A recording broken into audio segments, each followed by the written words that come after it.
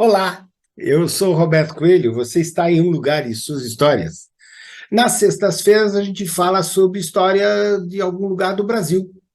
E hoje, até por conta de tudo que vem acontecendo, eu queria falar sobre um estado chamado Roraima. E a gente entender um pouco a história disso para a gente poder aqui conversar com vocês. A história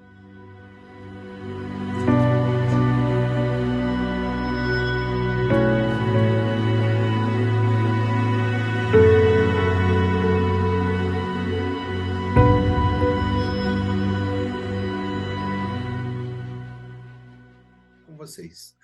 A história de Roraima está fortemente ligada, então, a Rio Branco. Foi através deste homem que chegaram os primeiros colonizadores portugueses. O Vale do Rio Branco sempre foi cobiçado por portugueses, ingleses, holandeses, que adentravam ali no Planalto das Guianas em busca de indígenas para serem escravizados.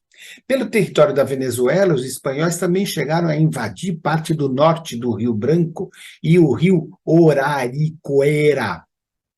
Os portugueses derrotaram e expulsaram todos os invasores e estabeleceram uma soberania de Portugal sobre a região da Roraima e parte também do Amazonas, o estado menos populoso do país, com uma população de 652 mil habitantes, segundo, então, as estimativas ali de o IBGE. É também o que apresenta a menor densidade demográfica da federação, 2,3 habitantes por quilômetro quadrado. Olha só como é que é, né? Uma economia baseada em terceirização, registra uma alta taxa de crescimento, embora o seu produto interno bruto seja o menor do país. 14,253 bilhões, representando 0,15% da economia brasileira. Pode? Então vamos lá, né? Situado ali na região periférica da Amazônia Legal, o noroeste da região norte do Brasil predomina então a floresta amazônica, havendo ainda uma enorme faixa de savana no centro-leste. Encravado então ali no Planalto das Guianas, uma parte sul pertence à planície amazônica. E aí, então, o ponto culminante é o famoso Monte Roraima, que empresta, então, o nome ao estado. Tudo bem? Olha que interessante, né? Quando a gente fala disso. Mas vamos lá. Os primeiros colonizadores portugueses chegaram à região através do rio Branco. Antes da chegada dos portugueses, ingleses, holandeses já eram atraídos ali para a região, por conta, então, do Vale das Guianas. A soberania de Portugal sobre a região foi estabelecida após os espanhóis também invadirem aquela área. Juntamente, então, a partir de 1725, os missionários carmelitas começaram a conversão dos povos indígenas daquela região, catequese. A ocupação portuguesa foi em 1730 e foi sendo ampliada até então que você teve a decisão da criação da Capitania Real de São José do Rio Negro, que ocorreu numa carta régia em 1755.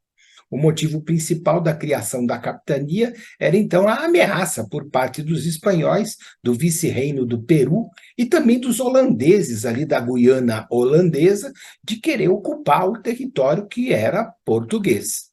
As demarcações, então, no Tratado de Madrid, 1750, também influenciavam de maneira bastante grande a criação de uma nova unidade administrativa naquela região.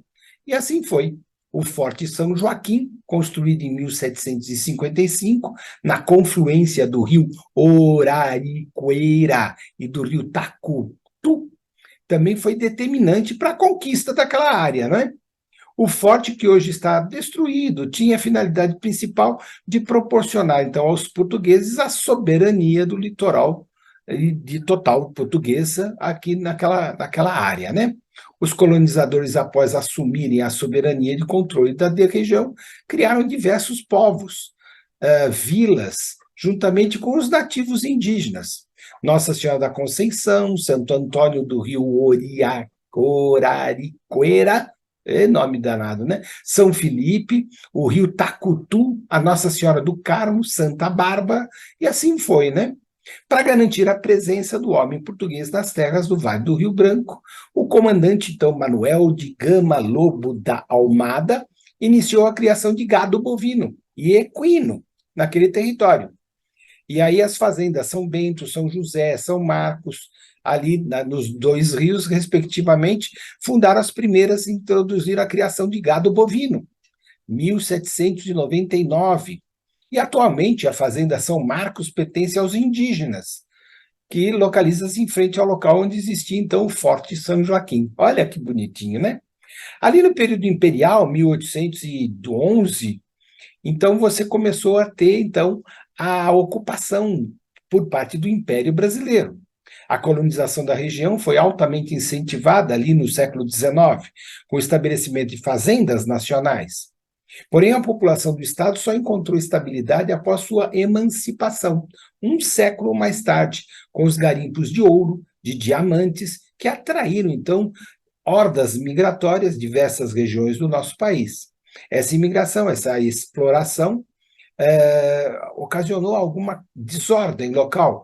Então, muitos conflitos, mortes, doenças, assassinatos aconteceram por conta do ouro, por conta do diamante ali naquela região. Bom, pouco mais de 1.000 pessoas viviam na região e foi criado, então, no município Boa Vista, 1890. E aí, então, só o Eduardo Ribeiro, então governador do Amazonas, também votou a sua atenção para Boa Vista, território atual estado de Roraima. E aí, então, na Constituição de 1988, Roraima deixou o Estatuto de Território Federal e transformou-se em Estado-membro da Federação, tendo Romero Jucá Filho como seu primeiro governador. Então, a aprovação da Comissão de Constituição e Justiça do Senado Federal, e o primeiro governador do estado na eleição foi Otomar de Souza Pinto, governando, então, de 1991 até 1994.